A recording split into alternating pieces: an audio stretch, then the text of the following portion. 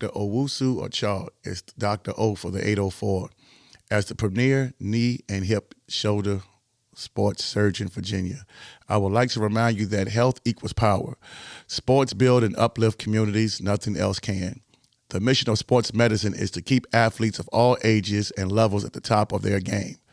Dr. O is located at Ortho, Virginia, Schrader Road office location. Appointments can be scheduled online at orthovirginia.com or by calling 804-939-6688. You can follow Dr. O on Instagram at Dr. O _ for the 804 and uplifting educational content about sports health.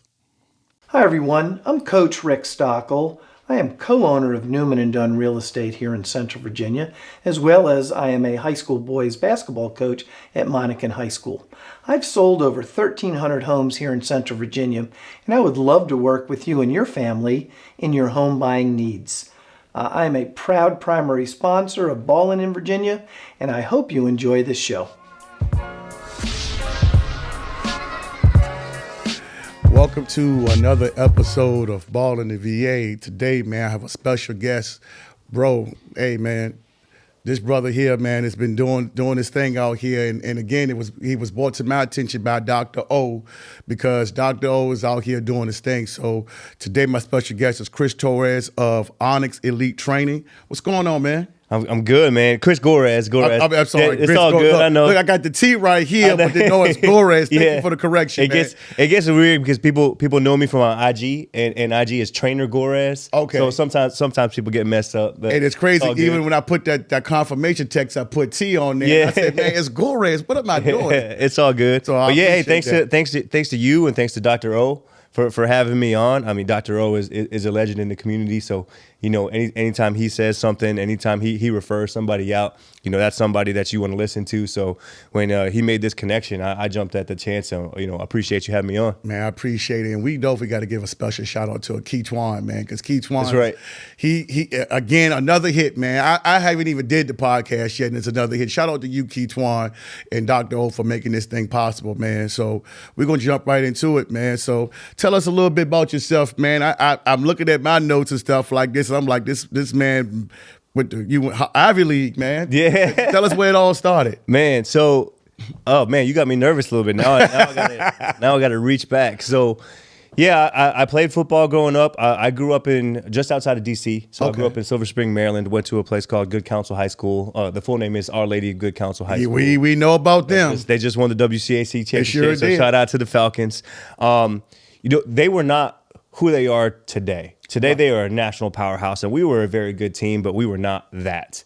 So, you know, when I was playing football, my mom and dad made it very clear that football is a means for me to get to a great school and get a great education. So, you know, I had a couple of offers. University of Maryland was one of them. Okay. University of Maryland was a school that I was very, very interested in, and they were considering me, and my mom and dad took that off the table. My mom and dad said, you're not going to Maryland so that you can go and hang out with your friends. Oh, wow. You have Harvard and Cornell here sitting on your couch asking you to come to their school. You're going to choose between those two schools. Maryland is off the table. Okay. And as a 17-year-old, which is also shocking because nowadays seniors are coming out at 19, 20 years old. I was 17 years old coming out of high school. Mm-hmm. As a 17-year-old, that was a decision that I didn't necessarily understand, that I didn't agree with, that I wanted to go pursue my career. I'm going to make it to the NFL. I'm going to go hang out with my friends over at College Park in Maryland. But now I'm thankful for what they did in guiding me into a decision where I eventually ended up at Cornell University, where I met a lot of great friends, made a lot of great football connections as well with some of the coaching staff there.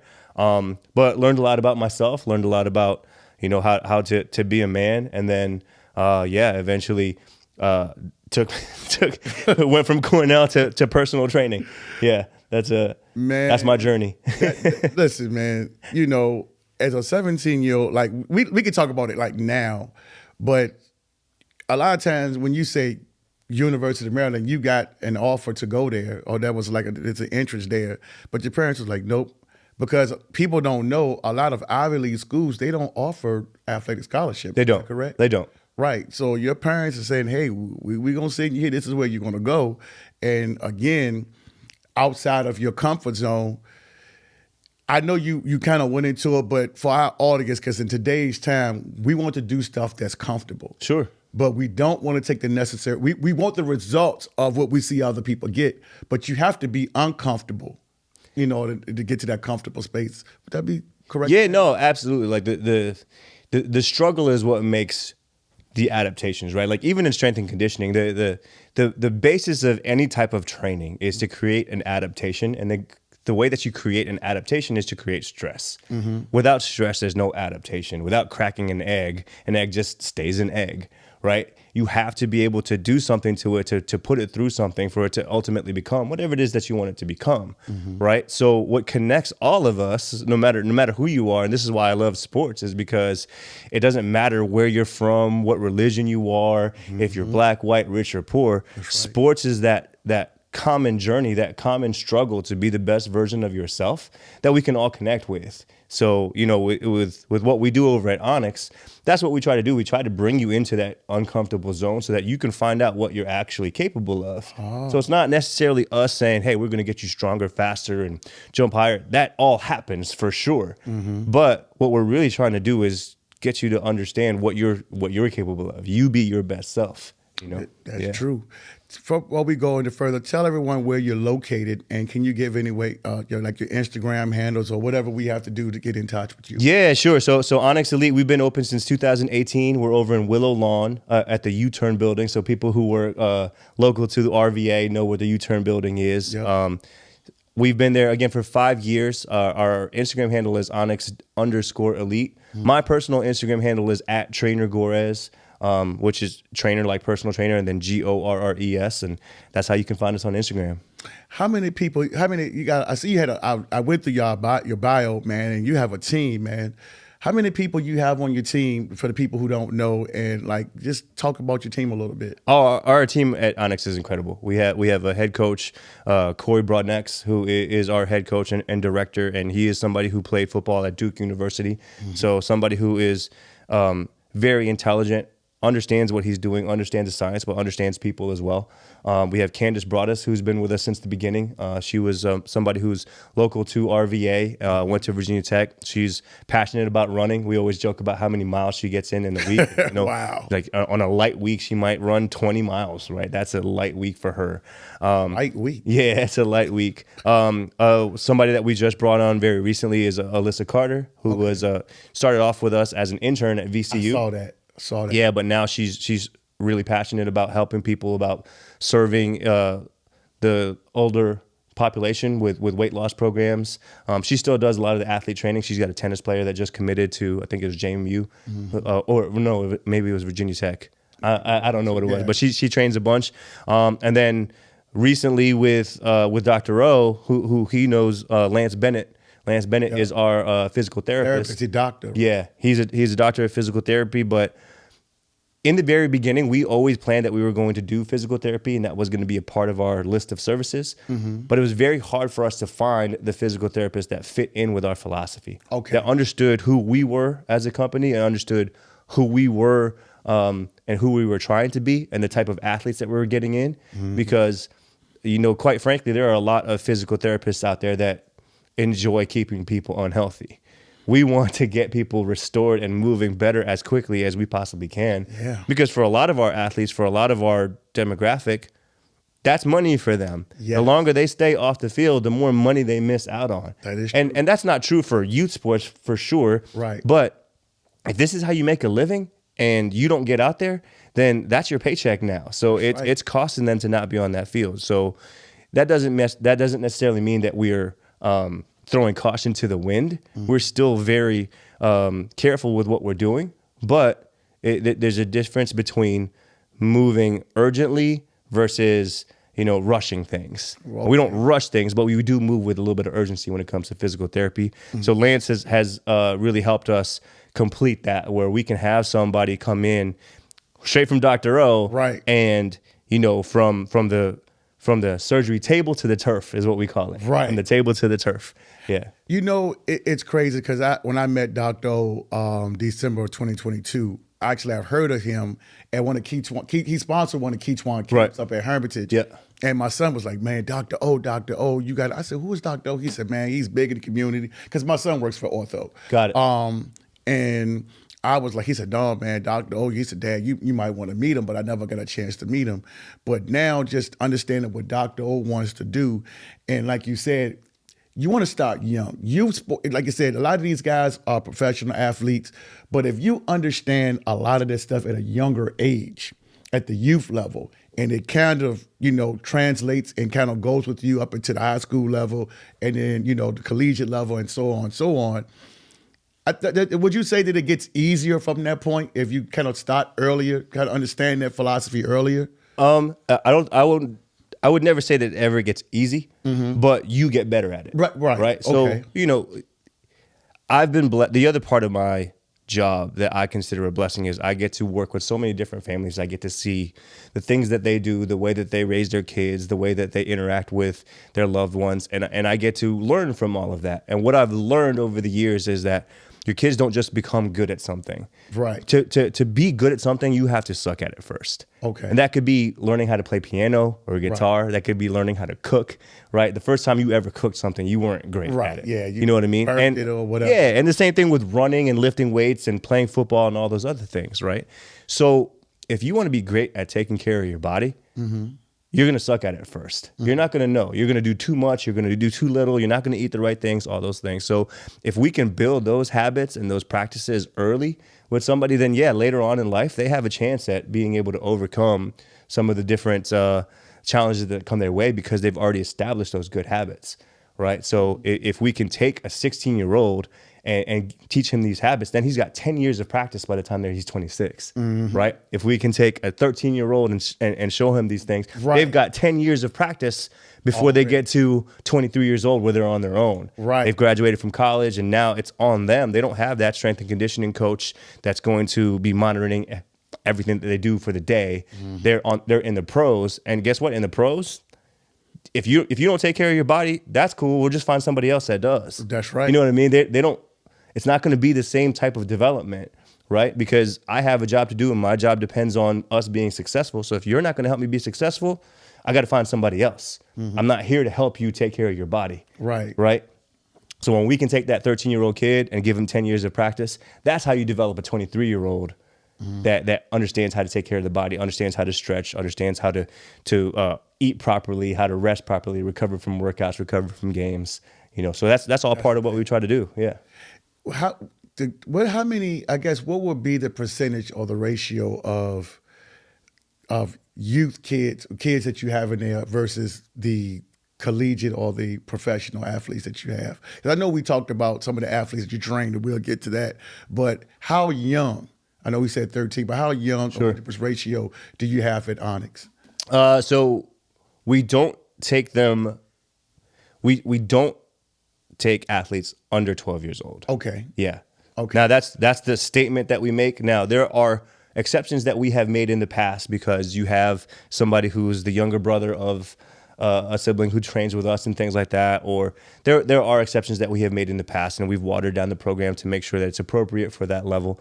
And the reason why we don't do that is because I was about to ask you that. The reason why we don't is because when you start to train 7, 8, and 9-year-olds, it can become a little bit of a chore. It can become a little bit like babysitting where you're just kind of herding cats, right? That's one thing. So I want to keep our staff to the point where they're inspired and motivated to work. I don't ever want them to feel like this is a job. I want them to feel like, man, I love coming to work because I love working with these kids. And it's a challenge to have the patience to deal with 7, 8, and 9-year-olds who don't have the mental capacity to stay focused during a session, right?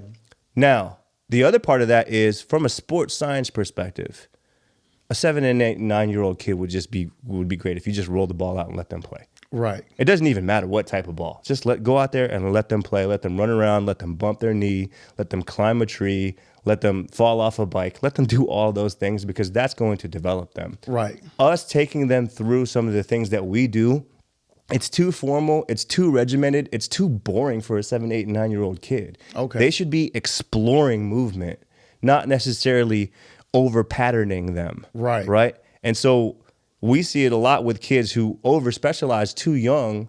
They start to develop movements that are over patterned and overused. And then that starts to lead into all kinds of different surgeries and injuries and things like that, because while that one specific skill might be fine-tuned, the overall athleticism of that kid's body has not been developed, right? So for us, like, we would rather take a 7, 8, 9-year-old and say, hey, our training is pretty expensive. It's probably better for you to just roll the ball out and let them play. Like, let them go and be kids, let them explore, let them challenge each other, let them, learn how to communicate with each other, all those things. So that's why we don't take them that young. But then to go back to answer your question of the ratio of youth athletes that we have from 12 to, let's just say, high school. High school. Yeah. I would say that we're probably at two-thirds of our athletes are high school level or middle school level athletes, going into college. I would tell you that a good portion of those athletes are college level athletes, because there's a difference between a high school athlete and a college athlete who's still in high school. Right. And that's what we tend to get, because, again, I recognize that we are not the cheapest in town. Right. But the people who come to us, I know for sure, thinking about my mom and dad and what they would have tried to afford and what they could have afforded, there's no way they would have been able to afford me. Yeah. And if they did, I know that I would have heard about it, right? Like, I know I would have been like, Ma, I'm going to go train at Onyx, and she would have told me, you know how much this is, blah, blah, blah. Yep. You better get the most out of this, right? Yep. So understanding what those conversations would have been like and listening to my mom's voice, which is always in my ear, I try to make sure that we are worth every single penny that you pay when you come My here. man. Yeah, so. That was the best breakdown of a situation that I've ever had, because a lot of times you get people up here and you ask them questions and they kind of ramble on about blah, blah, blah, blah, blah. And they can't really tell you, and you hear, oh, it stunts their growth and all that stuff, but it makes sense, because a lot of times when you get to somebody that's 7, 8, 9 years old, by the time they get to 13, 14, a lot of times they burnt out. Yeah, absolutely. You know what I'm saying? And I know when I first started my son in training, it was called Goal. Goal. Yeah, we're familiar. Yeah. Yeah, Craig over there off of Craig Cole. Shout out Craig. Cole. Yep. Craig was great at what he do. And my son started with him his junior year. And like you said, it's expensive, man. But having my son, that's the field that he wanted to get into, and actually see the stuff that what Craig did and his staff, and his wife, that was kind of the way they kind of did business. I was like, wow. I just see the time my son didn't have any injuries that following year. Yeah. Before, he had a little knick-knack injuries before we actually, but some of the small little intricate details, I was like, man, if I just do it this way versus turning my foot this way, I don't have to worry about. And he never had any injuries his last 2 years. He played like injury-free. Yeah, that's great. And I was just like, wow, but it cost me a penny. It costs. But it was worth it. But it's worth it. And worth it. Who knows what challenges that prepares him for down the line, right? Because look, going back to our original conversation at Cornell, it's not very often that I use antiderivatives and reverse integrals, but I use my ankles, my knees, my hips, my back, my shoulders every single day. Right. And as an older adult, as I start to see the people who were my heroes growing up, as I start to see them enter their 60s and 70s and seeing them and the cost of not moving or not knowing how to move, right? Like, that's a very expensive price to pay later on in life, right? So yes, it is an investment in yourself, and it is an investment that you're paying for. But hopefully, what your son learned is how to take care of his body. Right. Hopefully, what your son learned is what he's actually capable of. Yep. Right. Because we talk about Onyx as being a place where you get to discover who you really are, what you're really made of. We'll help you get to that comfort zone. And it's one thing for us to see what you got, but it's another thing for you to start seeing what you're actually capable of. Yep. So to be able to provide that type of environment, for us to be able to give that type of education of physical literacy, I think that's where you start to see, yeah, it's probably worth that price, and I feel good about paying it. It is. I mean, especially me seeing it up close and watching Craig, and Craig was very credible. And it's funny because I used to work with Craig at Bank of America, and I was like, man, I had no idea that was his aspirations into doing that. So again, to have him sit down to study, said, look, we're going to do an assessment and Right. everything like that. And it was just so professional. I was like, wow. And it really helped my son because that's what he really wanted to do anyway, more than be an athlete. And I read that was kind of your same thing. Yeah. And, and now seeing my son, graduate, college and from exercise science. And now he's in his master's and stuff like that, working at ortho. And I was like, yeah, I paid for it, but guess what? I'm glad that it's paying off. And now he has a passion for it. He's pursuing a career in right, it. The whole career of it there. And I was like, well, at least I know if I ever get injured, I hope my discount will be a whole lot different. Don't be charging me or anything like this. I brought you into this world. I'm going to take you out, man. And so, look, no, don't be charging me no prices. I'm your daddy, all right? So I got to stay on this good side. But no, man, when you went to Cornell, what did you actually major in? So my major was engineering. Yeah. Really? Yeah. So, and you just kind of fell out of love with that, or? I don't think it didn't take long for me to fall out of love with it. Once I actually got into it and realized that this was not for me, I had quickly made a change. So in high school, math was that background. Math was very easy to me. Okay. Right, like to the point where I was taking calculus like in 7th grade. Wow. Right. So when I was in high school and I was coming up and going through all these AP, IB math classes, this and that, I was the teacher. There were times when the teacher didn't understand how to explain it to the class. So my classmates would come to me for answers on math homework and math tests and things like that. So naturally people said, man, you're so good at math, and you love problem solving. And I do. I love problem solving. You should be an engineer. So I listened. I said, yeah, you know what? I think I would enjoy engineering. Okay. As I got into the major and I started to realize that it was pretty antisocial. You're not going to make a whole lot of friends. The people who are in your class are competing with you in a place like Cornell. So that means that if you get a good grade, that means they got to get a bad grade. Really? You know what I mean? It's not like, hey, everybody's going to get a good grade here. Okay. It's graded on the curve. So, the helping of each other was not necessarily there. And I came from a football background. I enjoyed problem solving, but I enjoyed working with a team. So, getting into engineering and computer science classes and programming and coding and all that was very different for me. And, missing out on that social aspect was crushing for me. That wasn't something that I necessarily wanted to do. And I knew that early. I was like, even if I do a great job here becoming an engineer, I'm going to have a life where I'm not going to enjoy it. Right. You know what I mean? So how did your parents take that since they were paying for your education? They didn't take, my parents were always very supportive of me, very wanted to help me find my way. It didn't necessarily have to be in this or in that. You hear the stereotypical Asian parent, like you got to be a doctor or like you're a failure, right? And lawyer. And my parents were very demanding in terms of making sure that I did my best. But that's because they didn't want me to accept anything less than that. Absolutely. It had nothing to do with me becoming an engineer, becoming a doctor or anything like that, right? So I ended up leaving Cornell. I played there for 2 years. I spent 2 years there. I left there, ended up back at Maryland just taking classes and things like that. But then quickly found that I was still good at math. I was still good at problem solving. I still was great at physics and understanding the science. But when I found a career in numbers, those numbers didn't excite me. Like finance didn't excite me. Right. Like, okay, cool. We can make money and that's cool. But I'm watching people in this industry who are above me that are telling me, hey, I've got a bright future in this industry, but if I work for 20 years, I can be just like you and make a whole lot of money.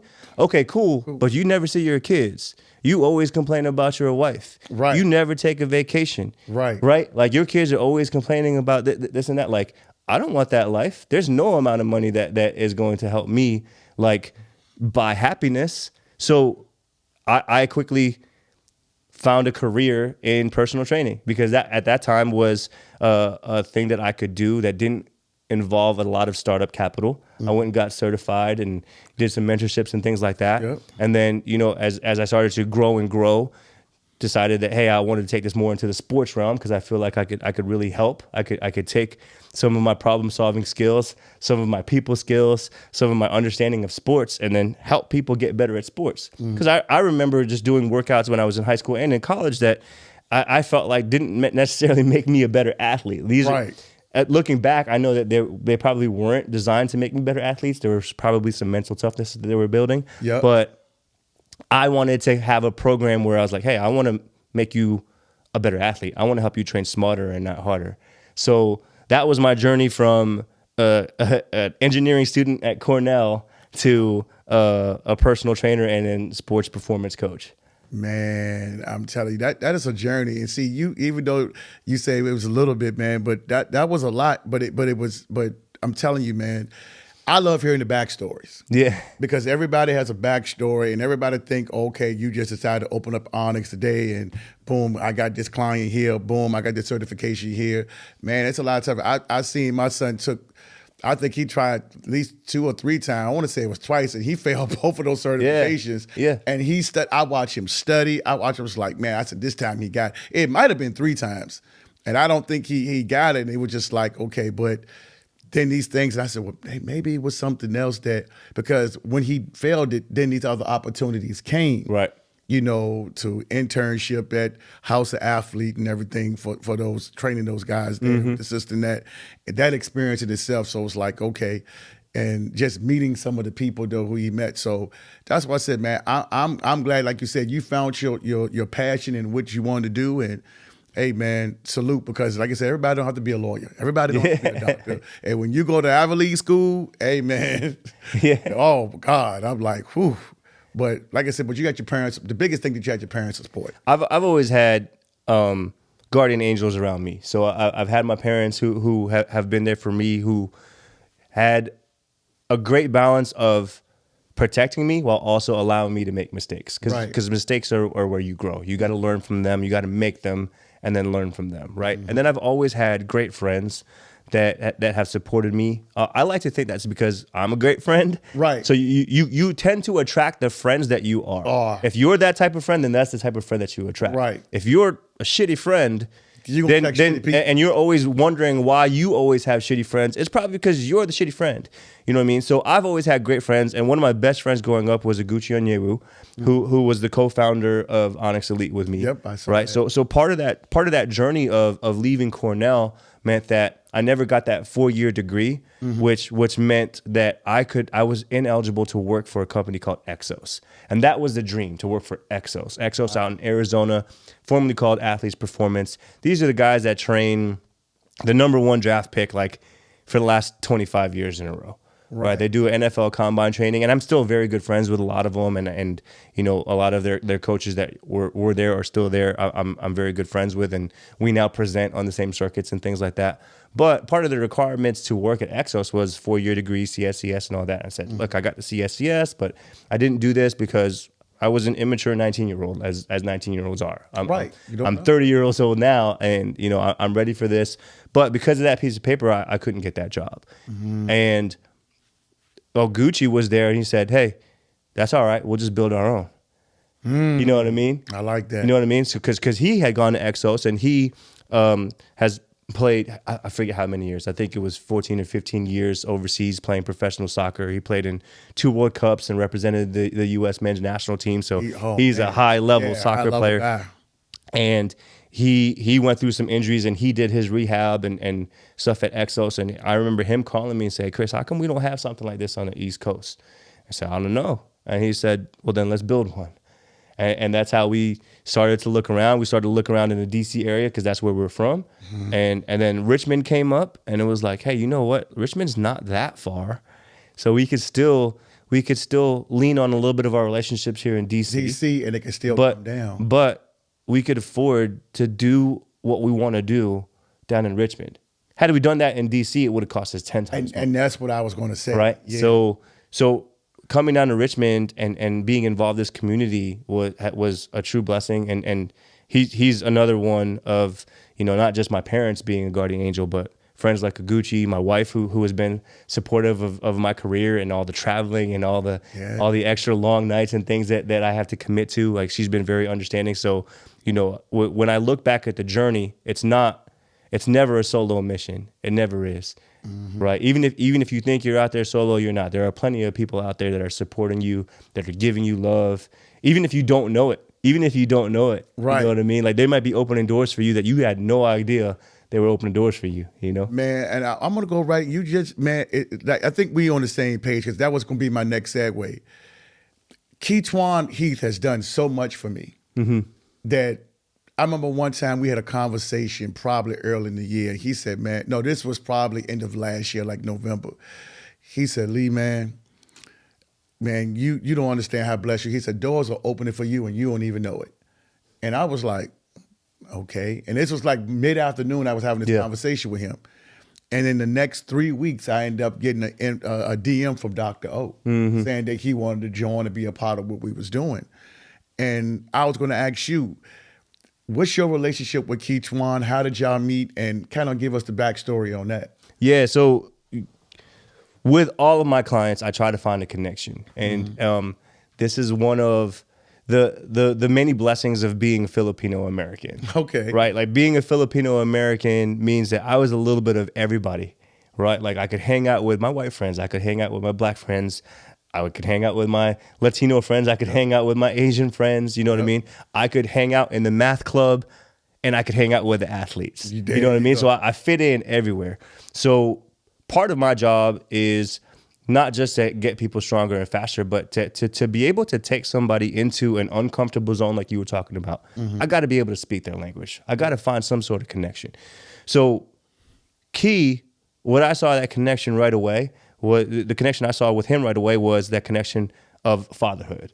This was somebody that cared greatly about his son and his family, that would do anything for his family, that was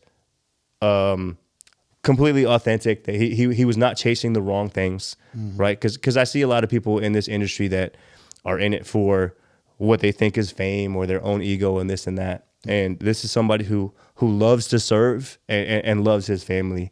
And that's the connection that we made right away. So I did everything that I could to help him with that. You know, I understand what it's like to be a father. I understand what it's like to be an athlete.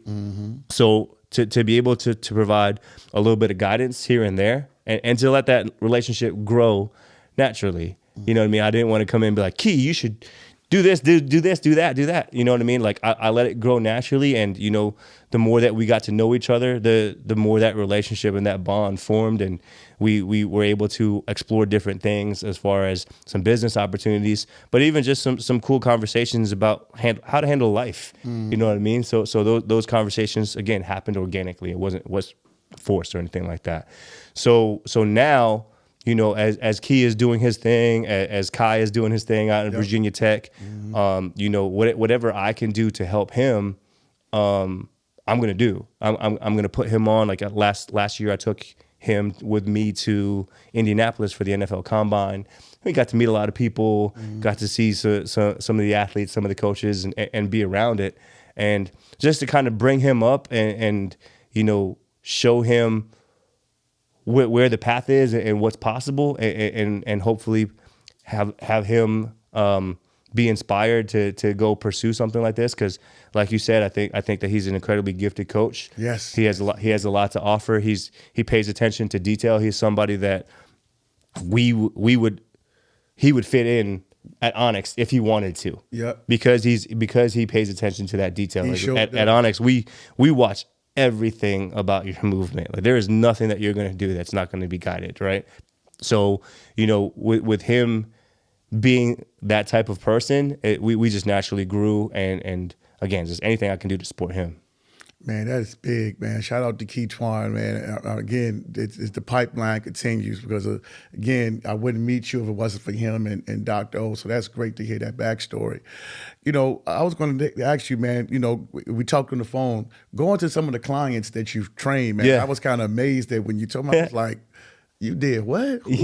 What? Yeah. So I'm gonna let you. I ain't gonna spoil it, man. So I'm gonna kind of let you go into some of the players that you did, man. Man, so this is the part of the conversation that gets very uncomfortable for me. Okay. I'm actually really uncomfortable talking about the people that I train because it's never about me. Right. You know what I mean? And I actually get upset when I watch other trainers do this. When they say, "Oh, I train this, I train that." Because that's the first thing they talk about. Yeah, and it's like, one, that person was an NBA player before you. Who's going to be an NBA player after? Right. Like, you so didn't have anything they take it that. like right.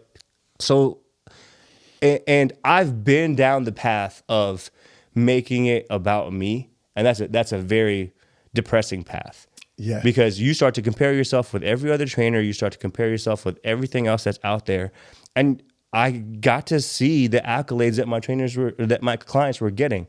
MVP awards, All Pro awards, Pro Bowl MVP, this and that. And I'm starting to think, all right, well, where's my award? Yes, when you thinking that. You know what I mean? Right. So who's recognizing me? What about all the great work that I did? And I got lost in that because I fell out with the Lord. And I had to come back to the Lord and start to realize that I never did any of this. What I did was God's work. God did that work through me. I didn't do anything.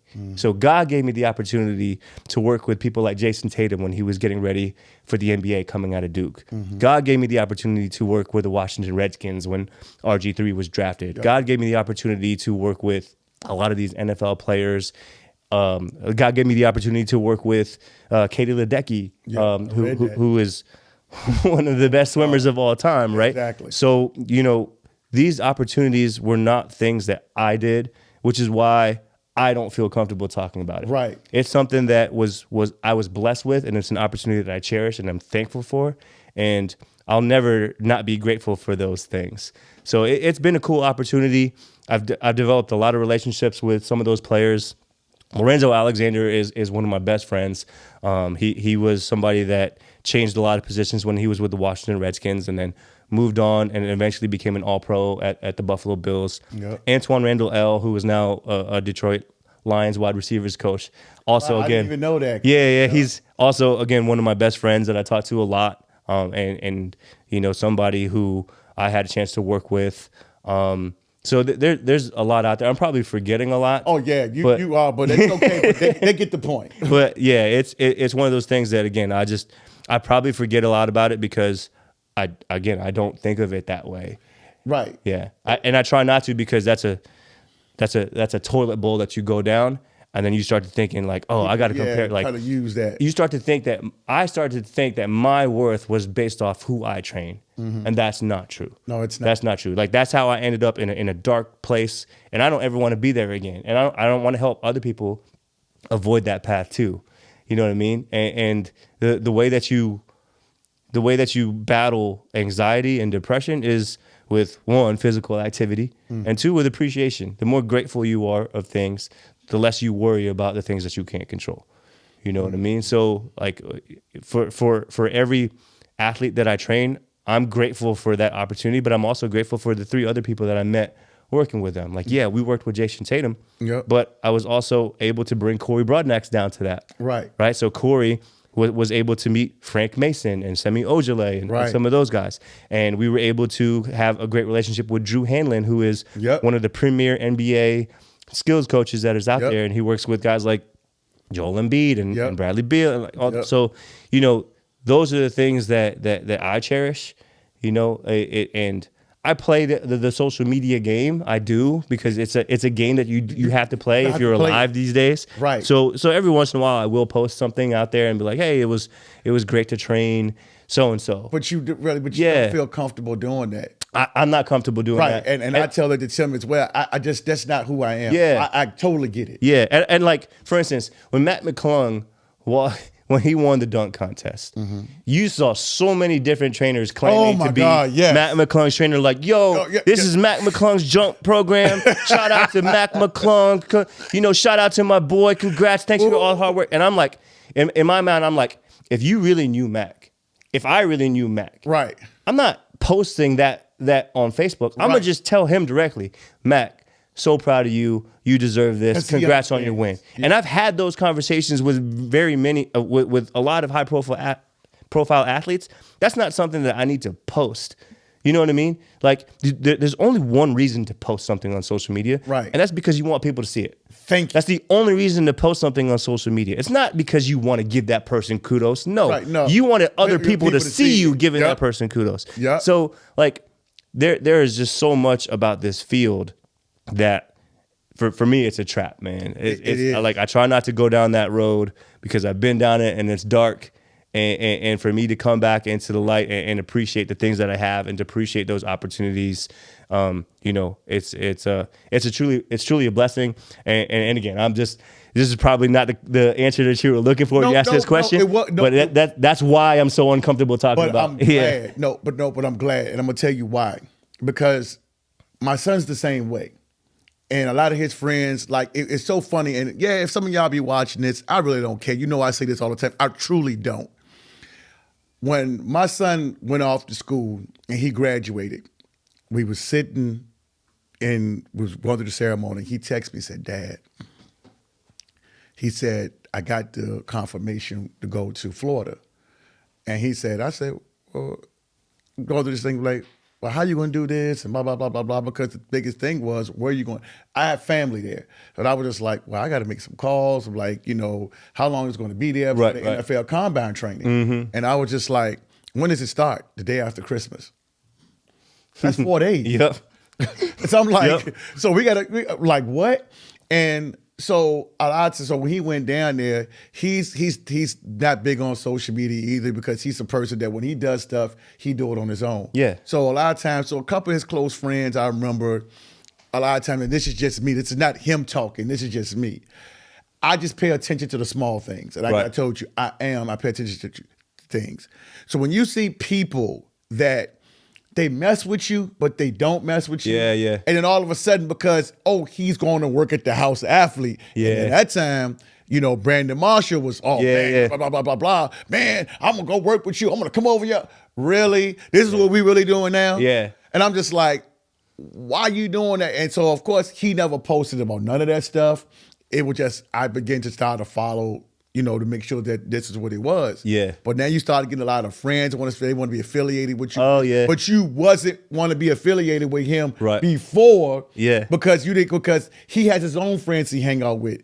Oh, well, yeah, you down there with so-and-so. He's seeing all of these. He telling me, Dad, I'm seeing all these different people and stuff like this. But he never one time posted it on social media. Right. You know what I'm saying? And again, it's like, well, I'm going to do it, you know, trying to try to help you out. But that's not what he really wanted, because he's a humble guy. Right. And he doesn't like that type of thing. He's just like, I'm going to get what I'm going to get, Dad. Right. And I don't need to kind of let people know that I work with so-and-so or so-and-so because I did this. And I was just like, well, you know, I have to tell people to do it so they know that you really did this stuff. Yeah. So then that way, when you interview them, then I guess that was between you and whoever else.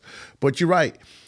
A lot of people, because when they know that who you affiliated with, or you did, oh man, I'm my Mac McClung trainer. I trained him at this school and such and such. He was with my AAU team. He was with my high school team. I trained him. Me and him playing badminton when he was 4 years old. Yeah. And here's the other thing. Like, there's probably a lot more that I could claim, but I don't, because you don't have to. Because unless I actually worked with that person for an extended period of time, I'm not counting that. Right. Like, I'm not going to count the fact that I was in the gym when LeBron was in the gym. Like, some people, LeBron. I was standing there and LeBron came in, he walked in and out. I'm LeBron's trainer now. Like no, you're not. No, you're not. Like, it's unless crazy. like the people that I count are the people that I have relationships with. That like, if I call, they're gonna answer, and if they know they can call me. Right. Those are the people that I count. I'm not counting the people that were just happened to be in the gym the one time I was giving a presentation. Man. Like, that's not real training. But that's not. But that's the and I didn't cut across you. But that's what area we living in, though. I know.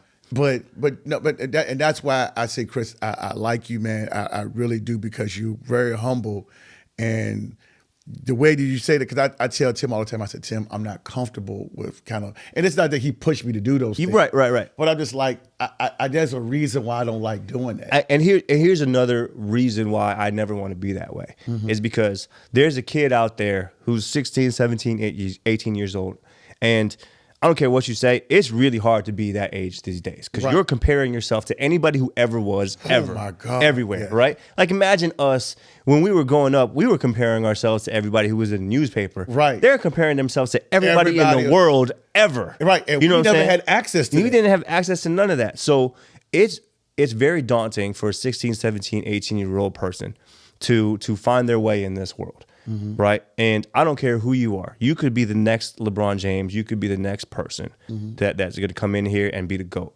But you're still just a kid. And for you to get to eventually where you want to go, whether it be to the mountaintop or not, you're going to need to know that there are people in your corner who are genuine and who are real. Yep. I want to be one of those people. I don't want to be one of those people that you look at, like you said, the saying goes, we talk about this saying all the time, the saying goes, people always pretend to be your friend just in case you make it. Right. Yep. I don't want to be one of those friends. Right. I want to be the real person that you come to when you're having issues with whatever it is that you're having issues with. Stuff that has nothing to do with training, stuff that has nothing to do with football or sports. You know, those are the conversations that I have with a lot of these young men. You know what I mean? Because for that young man and for that young man's family, they need to know that they have somebody in their corner that's not just there in case they make it, so that they can leech off of them, post them on Instagram, and use them. There is enough of that out there. Yes, it is. These young men need to know, and women too, young women need to know that they have somebody in their corner that loves them just for them. Right. Because for me, for my true happiness and my gratitude and my appreciation is knowing that I'm loved because I'm a child of God. Right. I'm not loved because I train so-and-so. I'm not loved because I can do this or I can catch a slant and take it to the house. I'm loved because I'm a child of God. And if that's what I can bring to other people and I can spread that word, then this whole Onyx thing, whatever you want to call it, this is greater than me. Yep. It ain't Chris. It ain't Onyx. We're just doing what the Lord asked us to do, which is to serve each other. Man, you couldn't have said it any better. Man, that's bravo after that. I'm gonna give you that. No, but it's true, man, because if you're good at what you're doing, if you have a product that sells itself, you don't really need to go out here and promote anything. And I tell it, like I said, I go back, I tell it to Tim all the time. We're good at what we do. And even Zach tell me all the time, man, look, we ain't got to do this no more. We don't have to chase this anymore. Right. If this is what, because I feel like that we've gotten to this point, and now we getting guests and we getting people that's coming on to this show that I thought we would never even be able to get. And I didn't go out there trying to say, oh, I'm this, I'm that. The work spoke for itself. And I'm like, I'm still growing, but I'm just like, man, listen, I just like what I do. I love hearing the stories because I feel like that everybody got a backstory. And I'm sitting here just like this. A lot of times, I tell you, I might have 1 or 2, 3 questions, and that's it, because I really want to sit here and do like this. Yeah. I really don't. I tell Tim, don't put me on the camera. Let the reels be about them. If I happen to get in the reels, that's fine. Right. But it's not about me. It's about the guests. Right. Everybody said, but he said, no, man, but it's you too. I said, yeah, Tim, but it's really about them. I want to kind of be about them because if we're going to go where we're going to go, we're going to get to where we're going to go. Right. You know, and it's not because we brought in LeBron James sitting here. It's because that our shit is dope. Yeah. And that's just the way it is. Yeah. And that's just how I feel about it. And I just feel like that we're going to get there. Same thing with you, man. Like I said, when Dr. O told me, he said, no, man, I think you need to, get with Chris, man. And I think bring Chris on your show, man. Chris is doing a lot of good things over there. So I said, okay. And I was like, well, Dag, I didn't even know that because I thought the building had been bought out. Yeah. You know what I'm saying? So I was like, they still over there? I was like, man, I'm going to have to get over there and check you out, man. Yeah, absolutely. Yeah. So no, man. Yeah, the building has been bought out, but we're still there and we're still kicking. We're still alive. You know what I mean? So we're not going anywhere. We're not going nowhere. Yeah. Question, I got a couple more questions for you. Of all the sports that you guys, of the athletes that you have, what are the most consistent athletes that you get, whether it's soccer, baseball, football? Who do you get more of? So I would say soccer athletes and injured athletes. Really? Yeah. Okay. Soccer athletes for sure, because soccer training is very specific. They want to get stronger and faster, but they don't want to become big and bulky. And a lot of times what you see in the industry is just everybody just kind of follows whatever the football team is doing at school. Right. Right. So if you go to even the big schools, even if you go to a big Division I school, typically that strength and conditioning coach or that sports science department is dedicated to that football team or that basketball team. Whoever's coaching the soccer team isn't necessarily, you know what I mean? That's not the priority. So the programs, especially for a girls soccer team, following a men's football team program, that's not something that's suitable for them. That's not helping them get better at their sport. Okay. So they're looking for things that are very specific. And because we have a great reputation for training soccer players and helping them get to the level where they need to get to, we've established a lot of trust and people come to us knowing that we understand where they want to get to, right? Because it's very specific. And then the injured athletes, because there's always there's always people who are dealing with whatever injury, coming back for rehab process, and they want to make sure that they're doing things the right way, that they can get there, again, urgently, not rushing it back, but can we get there urgently? And, you know, they want to make sure that everything is covered so that when I do get back, that I don't fall back into this trap again, that I'm ready to play. I'm not just ready to go back to the game. I'm ready to return to performance, right? That's the new thing that everybody's saying. It's not just return to play, it's return to performance. Right. It's one thing to go back onto the field, but are you the same player that you were? And a lot of times, you know, from our time, usually not. Yeah. So a lot of times with us, we'll see that athlete not just get back to the game, but get back to the game faster than anybody thought that they would, and better than they were before the injury. And people are looking like, what just happened? You were supposed to be coming off an ACL injury, and you look better than you were before. Well, this is what we did together, you know? So, yeah. And it's funny because I remember last year I had it was early this year I had Dr. O in, and I asked him, I said, man, somebody like Klay Thompson, what he went through, and I was like, man, they give that brother a hard time. I was like, man, but he came off of one injury, then came back off of other injury. I kind of want to get your point off that, you know, if you kind of feel comfortable. Number one, Klay Thompson is competing against the top 0.1% of basketball players on earth. Okay. You know what I mean? Like I think there's only been like less than 5,000 basketball players in the NBA ever in the history of the NBA. Right. So we're talking about him competing against the best of the best, right? We're not talking about him competing at your local YMCA and dropping buckets. Right. So like, yeah, when he has to go out there and guard Anthony Edwards, everybody's going to have a hard time. Yeah. It doesn't matter. Even if you were healthy, right? Now, for somebody like him to go through that type of injury where you're going to be depleted, right? Like your Achilles, especially at this age, is not going to perform the same way that it used to. Right. Then having to go through the ACL, you're not going to be the same. Missing the game for 2 years, that's a lot mentally. Right. We see this with a 15-year-old girl. A 15-year-old girl who identifies herself as a soccer player. This is where she gets her self-esteem. This is where she gets her self-confidence, and that's taken away. That's ripped away after an injury. Right. So now, what makes her worth anything? That's what's going through her mind. Right. You know what I mean? And that's what's going through the mind of, guess what? A professional basketball player, a professional football player. Not just going through the injury, but I'm seeing a lot now with my clients who are getting into the retirement phase. Like, who am I as a person if I'm not a football player? If I'm not an all-pro? Right. Because now all of a sudden, remember those friends who were there because they were pretending to be there just in case you make it? They're gone now. They're gone now. They're gone now. You're not playing no more. The checks are not coming in no more. So, We all have no right, use we for it. out of here. Now what? Now what do you do with your life? Do I still have a purpose? Because my purpose has been for the first 30 years of my life to be the best football player on earth, the best basketball player on earth, like Klay Thompson was. So that's tough to deal with. Yeah. You know what I mean? And that's the journey that he's going through and is still going through. Not to mention, it's just like, look, people get old. Like, Father Time is undefeated. Undefeated, man. You know what I got mean? people calling him garbage and stuff like this. I said, this man, like, what? And you know what? He's probably not.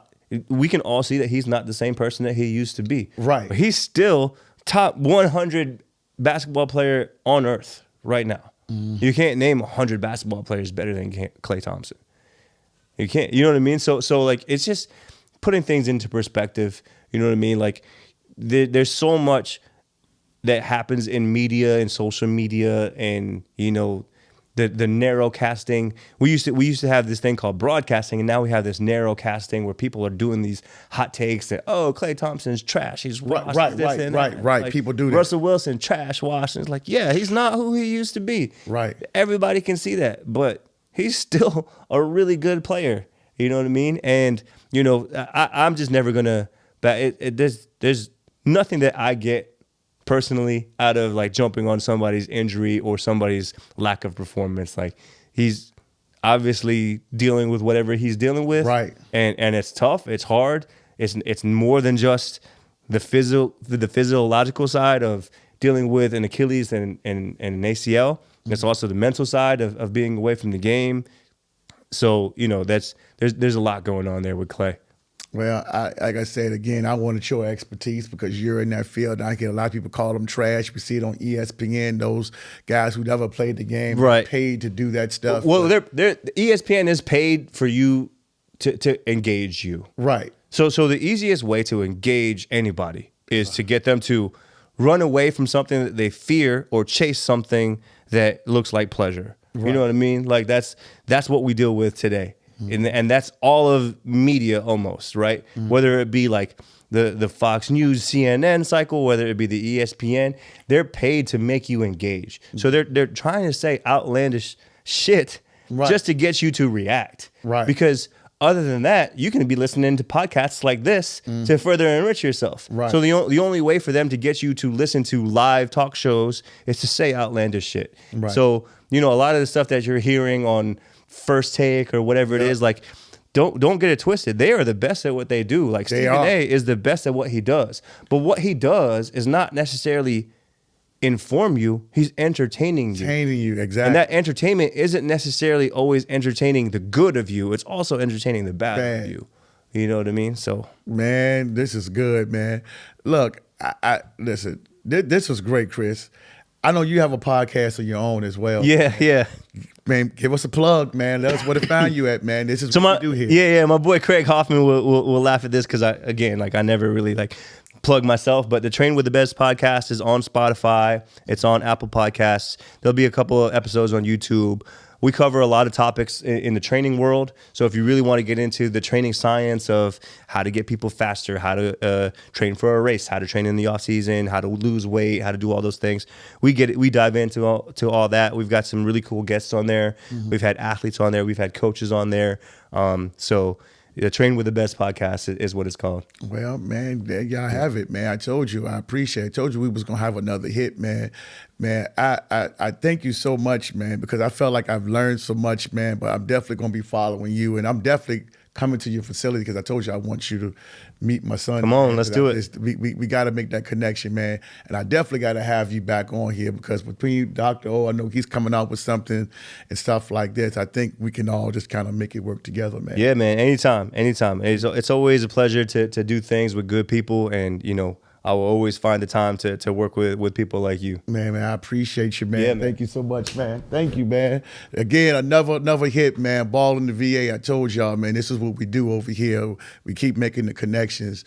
And I want to continue to tell y'all because I'm bad at it, but I told you we got to continue to keep the lights on. So can you please subscribe, like, comment, on this episode. It'll be out, soon. Spotify, Apple Podcasts, we all there. And all I'm going to just say is, man, we out.